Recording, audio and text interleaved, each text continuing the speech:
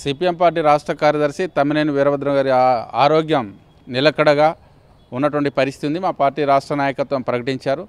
ఈ విషయంలో నిలకడగా ఉండటంతో పాటు కోలుకుంటున్నటువంటి దశలో తమ్మినేని గారి ఆరోగ్యం మెరుగుపడతా ఉంది.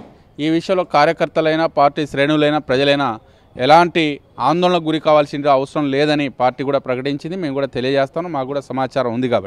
కాబట్టి ఆరోగ్య విషయంలో కొన్ని ప్రచారాలు వదంతులు రకరకాలుగా గుండెపోటు వచ్చింది. గుండెపోటు రాలేదు. తమ్మినేని గారికి గతంలో కూడా ఈ ఆరోగ్య సమస్య ఉంది. గతంలో కూడా వైద్యం చేయించుకున్నారు. తిరిగి అలాంటి సమస్య ఉత్పన్నం అయింది కాబట్టి ఖమ్మం కన్నా రెగ్యులర్గా చూపించేటువంటి హైదరాబాద్లో ఉన్నటువంటి ఆసుపత్రిలో వైద్యం చేయించుకుంటున్నారు. కాబట్టి ఈ విషయంలో ఎవరు ఆందోళన చెందాల్సిన అవసరం లేదు. మీడియాలో కానీ ఇతర వచ్చేటువంటి ప్రచార మాధ్యమంలో వచ్చేటువంటి అవాస్తవాలని నమ్మాల్సిన అవసరం లేదనేది మేము అభిప్రాయపడతా ఉన్నాం. కాబట్టి తమ్మినేని వీరభద్రం గారు త్వరలోనే కోలుకుంటారు. అందులో ఎలాంటి సందేహం లేదు. డాక్టర్లు కూడా అభిప్రాయం వ్యక్తం చేస్తూ ఉన్నారు.